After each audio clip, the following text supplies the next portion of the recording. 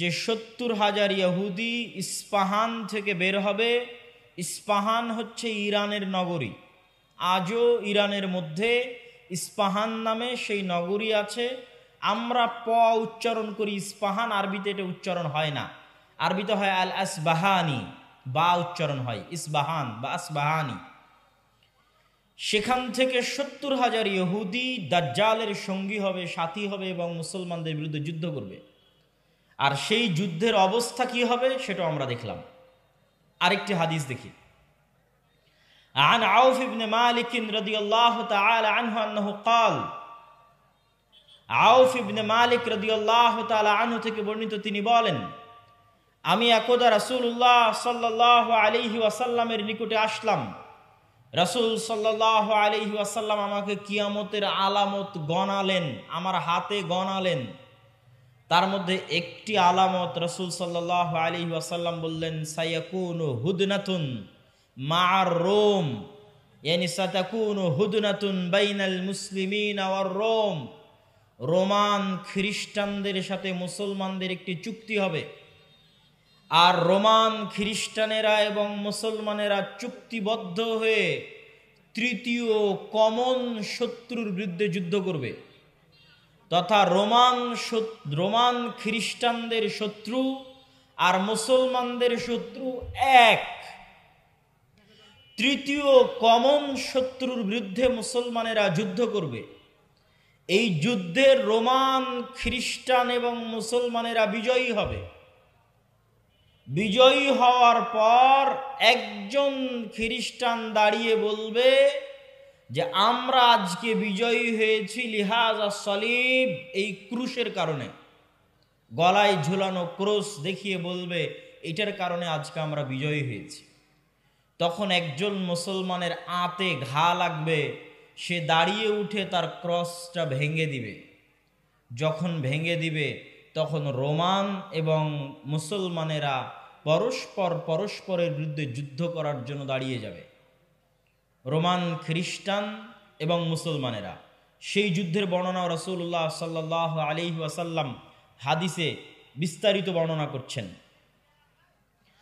عن أبي هريرة رضي الله تعالى عنه أنه قال قال رسول الله صلى الله عليه وسلم আবু হুরায়রা রাদিয়াল্লাহু তাআলা আনহু থেকে বর্ণিত, তিনি বলেন রাসূল সাল্লাল্লাহু আলাইহি ওয়াসাল্লাম বলেছেন, লা তাকুমুস সাআহ, কিয়ামত ততদিন পর্যন্ত সংঘটিত হবে না, হাত্তা ইয়ানজিলার রোম বিল আ'মাক আও বিদাবিক, যতক্ষণ না রোমান খ্রিস্টানেরা অবতীর্ণ না হচ্ছে সিরিয়ার আমাক এবং দাবেক নামক জায়গায়।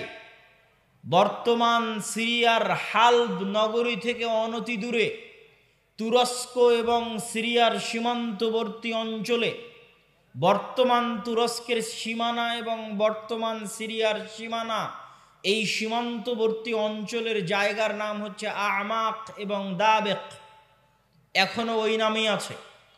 এই আমাক এবং দাবেক জায়গায় যতক্ষণ না রোমান খ্রিস্টানেরা অবতীর্ণ না হবে মুসলমানদের বিরুদ্ধে, ফায়াখরুজু ইলাইহিম জাইশুম মিনাল মাদিনাহ, আর তাদের বিরুদ্ধে যুদ্ধ করার জন্য মদিনা মুনাওয়ারা থেকে মুসলমানদের একটি সেনাবাহিনী রওনা হবে।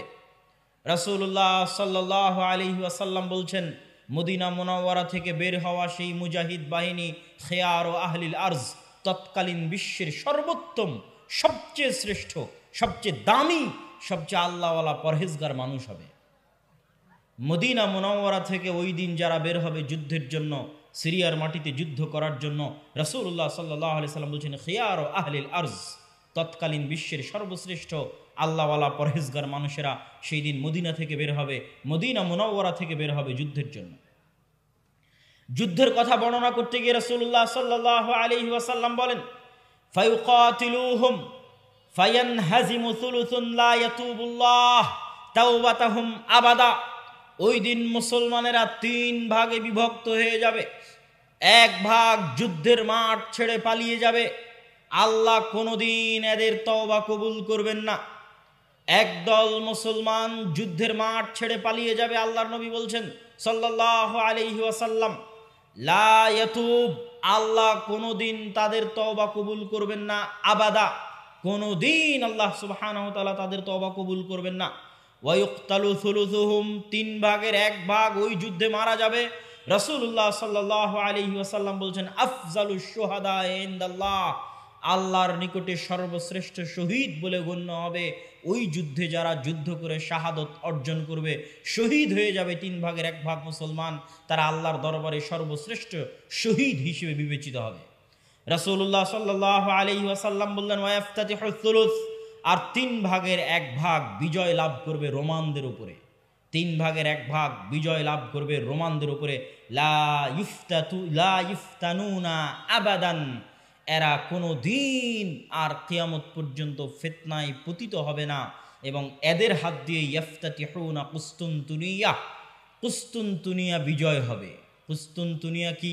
আগের হাদিসেও দেখেছেন আল্লাহর নবী বলেছে বাইতুল মাকদেসের আবাদ হওয়া, মদিনার ধ্বংস হওয়া, মদিনার ধ্বংস হওয়া, মহাযুদ্ধের শুরু হওয়া, মহাযুদ্ধের শুরু হওয়া, কুস্তুনতুনিয়া বিজয় হওয়া, কুস্তুনতুনিয়া বিজয় হওয়া, দাজ্জালের বের হওয়া। কুস্তুনতুনিয়া হচ্ছে আজকের তুরস্কের ইস্তাম্বুল। আজকের তুরস্কের ইস্তাম্বুলকে আরবিতে বলা হয় কুস্তুনতুনিয়া, ইংরেজিতে বলা হয় কনস্টান্টিনোপল। কনস্টান্টিনোপল এবং বর্তমান নাম হচ্ছে ইস্তাম্বুল। তুরস্কের রাজধানী, যদিও আগে রাজধানী ছিল, এখন অফিসিয়াল রাজধানী নয়, অফিসিয়াল রাজধানী আঙ্কারা, কিন্তু তারপরও রাজধানীর মতো মান মর্যাদা যেই শহরের, সেটাই হচ্ছে ইস্তাম্বুল, কুস্তুনতুনিয়া, কনস্টান্টিনোপল। রাসূল সাল্লাল্লাহু আলাইহি ওয়াসাল্লাম বলছেন ফায়াফতাতিহুনা কুস্তুনতুনিয়া, ওই যে একদল বিজয়ী হবে রোমানদের উপর, তাদের হাতে আল্লাহ কুস্তুনতুনিয়া, কনস্টান্টিনোপল বিজয় দান করবেন। ফাবাইনামা হুম ইয়ানকাসিমুনাল গানাইম, যখন এই সমস্ত বিজয়ী মুজাহিদরা গনিমতের মাল বন্টন করবে এবং তাদের তরবারি ঝুলানো থাকবে গাছের সাথে, তখন একজন চিৎকার করে বলবে সাহা ফীহিমুশ শাইতান ইন্নাল মাসীহা ক্বাদ খালাফাকুম ফি আহলিকুম, মাসীহুদ দাজ্জাল বের হয়ে গেছে আর তোমাদের বাড়িতে বাড়িতে মাসীহুদ দাজ্জাল প্রবেশ করতেছে। এখন পর্যন্ত ইমাম মাহদী আসেননি, হয়তো এনাদের মধ্যে ইমাম মাহদী থেকে থাকতে পারেন, তবে তিনি যে ইমাম মাহদী তা এখনও প্রকাশিত আকারে জনগণের সামনে স্পষ্ট হয়নি। হবে কখন? দাজ্জাল বের হওয়ার পরে এবং সালাতের, দামেস্কের মসজিদে সালাতের পরে, যেটার বর্ণনা রাসূল সাল্লাল্লাহু আলাইহি সাল্লাম দিচ্ছেন। ফায়াখরুজুন ওয়া যালিকা বাতিল, শয়তানের এই মিথ্যা কথা শুনে তারা তরবারি নিয়ে দৌড়ে এগিয়ে যাবে কোথায়? মাসীহুদ দাজ্জাল, তার বিরুদ্ধে যুদ্ধ করার জন্য। ফাইদা জাউ শাম, তারা আস্তে আস্তে দেমাশকে চলে আসবে। দেমাশকের মসজিদে তারা কাতারবদ্ধ হয়ে সালাতের জন্য দাঁড়াবে। ইদা উকিমাতিস সালাত, যখন সালাতের ইকামত দেওয়া হবে, ফায়ানজিলু ঈসা ইবনু মারিয়াম, তখন আসমান থেকে ঈসা ইবনু মারিয়াম অবতীর্ণ হবেন। ফাআম্মাহুম ফাইদা রাআহু আদুউল্লাহ যাবা কামা ইয়াযুবুল মিলহ ফিল মা, ঈসা ইবনু মারিয়াম অবতীর্ণ হবেন ওই মসজিদে, এবং তারপরে মুসলমানেরা দাজ্জালের বিরুদ্ধে যুদ্ধ করার জন্য রওনা দিবে। এবং মসজিদে আকসার পাশে, জেরুজালেমের পাশে লুদ নামক, বাবুল লুদ, লুদ নামক দরজায় ঈসা আলাইহিস সালাতু ওয়াস সালামকে দেখে মাসীহুদ দাজ্জাল লবণ যেভাবে পানিতে দিলে গলে যায় সেভাবে গলতে থাকবে, এবং তার গলে শেষ হওয়ার আগেই, তার গলে শেষ হওয়ার আগে রাসূল সাল্লাল্লাহু আলাইহি ওয়াসাল্লাম বলছেন ফালাউ তারাকাহু লানযাব হাত্তা ইয়ানহালিক, যদি ঈসা ইবনু মারিয়াম তাকে ওই অবস্থায় রেখে দিতেন তাহলে সে গলে ধ্বংস হয়ে যেত। হাত্তা ইয়াহলিক ওয়ালাকিন ইয়াকতুলুহুল্লাহ বিয়াদিহি ফায়ুরিহিম দামাহু ফি হারবাতিহি, কিন্তু আল্লাহ সুবহানাহু ওয়া তাআলা চান যে ঈসা ইবনু মারিয়ামের মাধ্যমে সে নিহত হোক, এই জন্য ঈসা ইবনু মারিয়াম তাকে হত্যা করবেন এবং দাজ্জালের রক্ত জনগণকে দেখাবেন। সম্মানিত উপস্থিতি, আরেকটি ব্যতিক্রম ধর্মী হাদিস, সেই হাদিসটা বলে আমরা আমাদের সংক্ষিপ্ত ব্যাখ্যার দিকে এগিয়ে যাব ইনশাআল্লাহ। আবু হুরায়রা রাদিয়াল্লাহু তাআলা আনহু থেকে বর্ণিত, তিনি বলেন রাসূল সাল্লাল্লাহু আলাইহি ওয়াসাল্লাম বলছেন সামি'তুম বিমাদিনাতিন জানিবুম মিনহা ফিল বার ওয়া জানিবুম মিনহা ফিল বাহর, তোমরা একটি শহরের কথা শুনেছ যেই শহরের এক সাইডে সমুদ্র এবং আর এক সাইডে মাটি। রাসূলুল্লাহ সাল্লাল্লাহু আলাইহি ওয়াসাল্লামের উত্তরে সাহাবীগণ বললেন জি আমরা শুনেছি। রাসূল সাল্লাল্লাহু আলাইহি ওয়াসাল্লাম বলছেন, লা তাকুমুস সাআহ হাত্তা ইয়াগযুহা ৭০ আলফাম মিন বনি ইসহাক, ততক্ষণ পর্যন্ত কিয়ামত হবে না যতক্ষণ না বানু ইসহাকের ৭০,০০০ মানুষ তাদের বিরুদ্ধে যুদ্ধ না করছে। আর তারা সেই দিন যুদ্ধ করবে ওই শহর বিজয়ের জন্য। আর ওই শহর বিজয়ের জন্য ফালাম ইউকাতিলু বিসালাহ, কোনো অস্ত্রপাতি লাগবে না ওই শহর বিজয় করতে। ওয়ালাম ইয়ারমু বিসাহমিন, কোনো তীর নিক্ষেপ করা লাগবে না ওই শহর বিজয় করতে। ক্বালু লা ইলাহা ইল্লাল্লাহু আল্লাহু আকবার, তারা শুধু আল্লাহু আকবার ধ্বনি দিবে, তাকবীর ধ্বনি দিবে। ফায়াসকুতু আহাদু জানিবাইহা, ওই শহরের একটি প্রাচীর ধসে পড়ে যাবে। তারপরে দ্বিতীয়বার যখন তারা তাকবীর ধ্বনি দিবে তখন শহরের আরেকটি প্রাচীর ধসে পড়ে যাবে। তারা তৃতীয়বার যখন তাকবীর ধ্বনি দিবে তখন শহরের আরেকটি প্রাচীর ধসে পড়ে যাবে। ফাইফাররাজু লাহুম ফায়াদখুলুহা, তারা বিজয়ী বেশে ওই শহরে প্রবেশ করবে। ফায়াগনামু ফাবাইনাহুমা ইয়াকতাসিমুনাল মাগানিম, যেই মুহূর্তে তারা বিজয়ী বেশে শহরে প্রবেশ করবে আর গনিমতের মাল বন্টন করবে, তখন শয়তান চিৎকার করে বলবে, তোমাদের ঘরে দাজ্জাল প্রবেশ করে গেছে। সম্মানিত উপস্থিতি, পরপর আমরা 4টা হাদিস দেখলাম। এই 4টা হাদিস এক একজন এক একভাবে ব্যাখ্যা করতে পারে। আমি আগেও বলেছি যে যতদিন এই জিনিসগুলো না ঘটবে ততদিন এই জিনিসগুলোর প্রকৃত ব্যাখ্যা কেউ জানবে না। কিন্তু আমার কাছে সংক্ষিপ্তভাবে যেটা মনে হয়েছে যে উমরান ও বাইতুল মাকদেস আবাদ হওয়া, কেউ কেউ ব্যাখ্যা করে এই যুগের যে বাইতুল মাকদেস আবাদ হওয়া মানে ইহুদিরাই জেরুজালেম দখল করে নিবে এবং সেখানে বিশাল রাজধানী প্রতিষ্ঠা করবে। প্রতিষ্ঠা করার মাধ্যমে সে এটা পৃথিবীর একটি জাঁকজমকপূর্ণ একটা বিশাল বড় শহর, লন্ডন দুবাইয়ের মতো একটা বড় শহরে পরিণত হয়ে যাবে জেরুজালেম, যেটা থাকবে তাদের হাতেই, আমাদের হাতে নয়। কেউ বলেছেন এটা।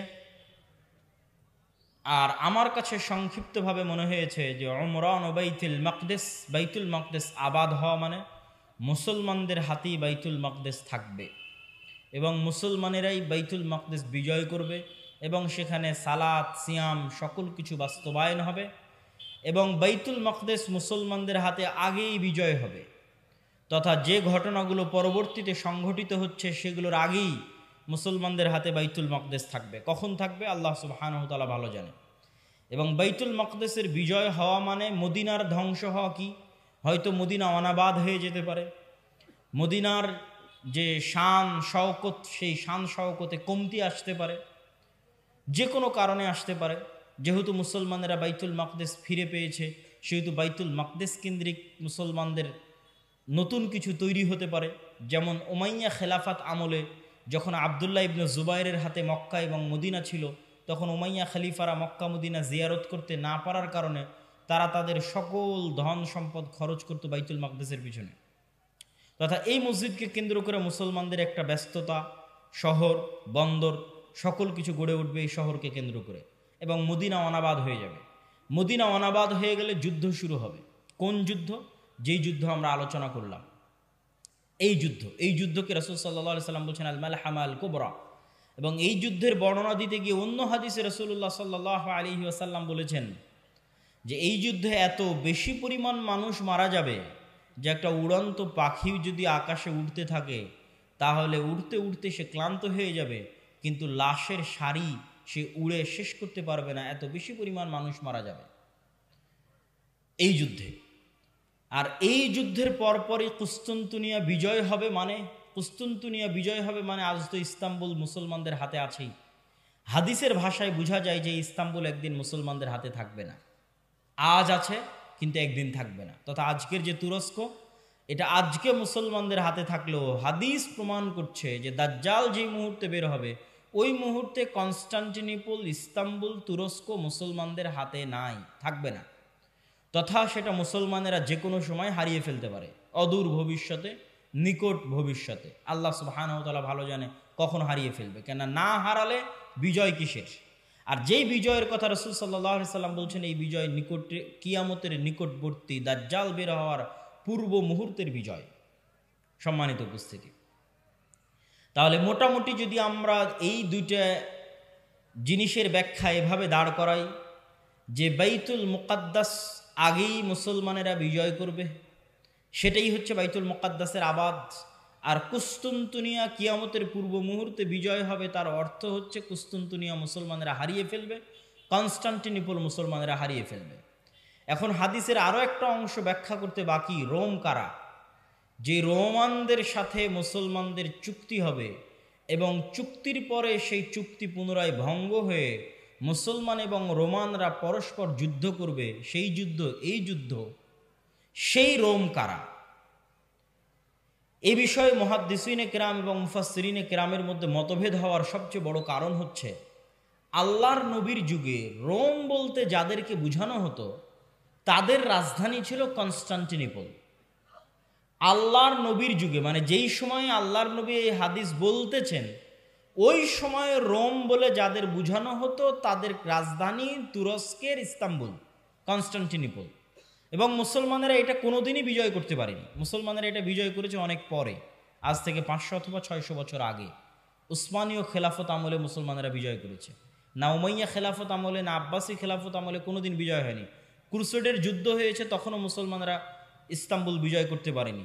মঙ্গোলীয়রা মুসলমানদের বাগদাদে হত্যা করেছে, তখন মুসলমানরা ইস্তাম্বুল বিজয় করতে পারেনি। তারও পরে মুসলমানরা ইস্তাম্বুল বিজয় করেছে 1400 খ্রিস্টাব্দের দিকে, মুহাম্মদ আল ফাতেহ। তো এই জন্য রাসূল সাল্লাল্লাহু আলাইহি ওয়াসাল্লাম যখন রোম শব্দ বলতেছেন হাদিসে মদিনায়, তখন রোম মানে বর্তমান তুরস্কের কনস্টান্টিনোপল, ইস্তাম্বুল। আর তৎকালীন এই রোমে যারা বসবাস করত তারা হচ্ছে অর্থোডক্স খ্রিস্টান। আর আজকে ইতালির যারা রোম, ইতালির রাজধানী রোম, ইউরোপের যারা খ্রিস্টান, আমেরিকার যারা খ্রিস্টান, তারা হচ্ছে ক্যাথলিক খ্রিস্টান। এবং তাদের মধ্যে বিশ্বাসগত এবং আকীদাগত পার্থক্য আছে অনেক বিষয়ে, পদ এবং পদবীগত পার্থক্য আছে, কৃষ্টি কালচার, সামাজিক আচার ব্যবহারগত পার্থক্য আছে।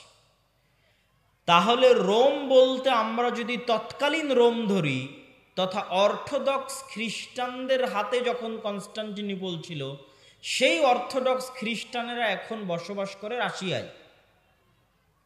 রাশিয়া এবং ইউক্রেনের যুদ্ধের অন্যতম একটা কারণ হচ্ছে ইউক্রেনে ইউরোপিয়ান এবং আমেরিকানেরা ক্যাথলিক খ্রিস্টানের চর্চা বাড়াচ্ছিল, যেটা রাশিয়া কখনোই চায় না যে তার আশেপাশের কোনো দেশে ক্যাথলিক খ্রিস্টানের চর্চা বাড়ুক, কেননা তারা মানে অর্থোডক্স খ্রিস্টান।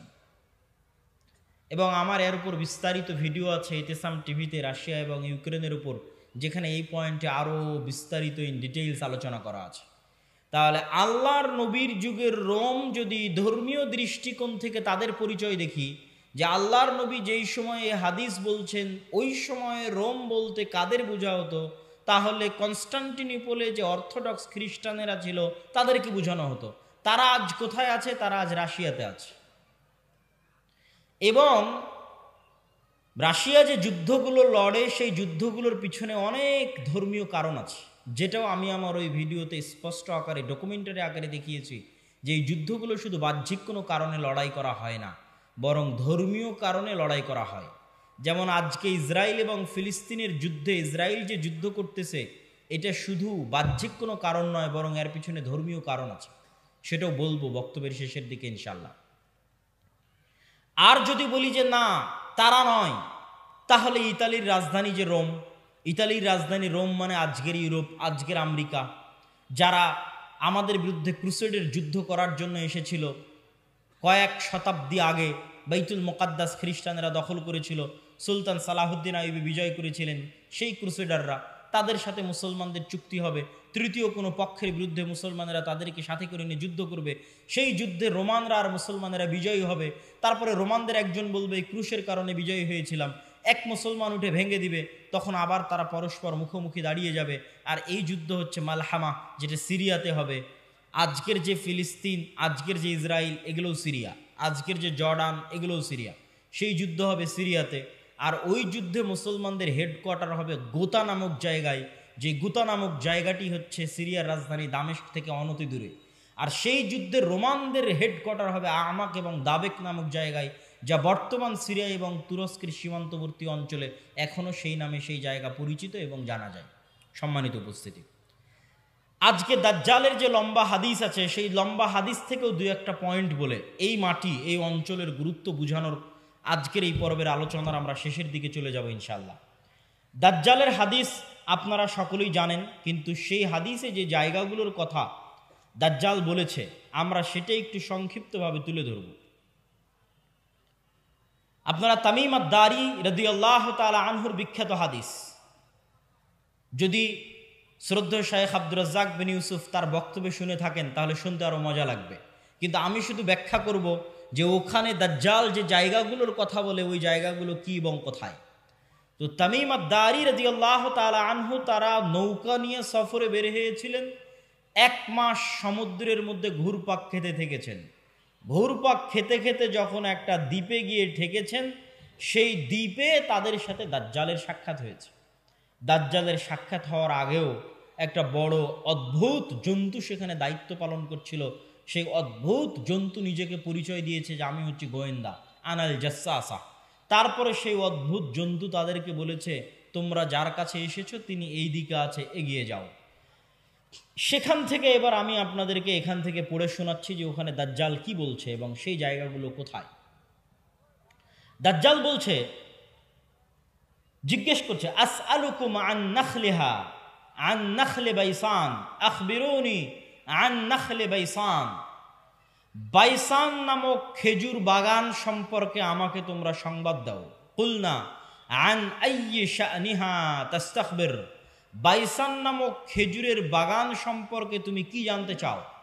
তখন দাজ্জাল উত্তরে বলছে, আসআলুকুম আন নাখলিহা। বাইসান নামক খেজুর বাগানে এখন খেজুর হয় কিনা এ বিষয়ে আমাকে জানাও। হাল ইউসমির আমলা।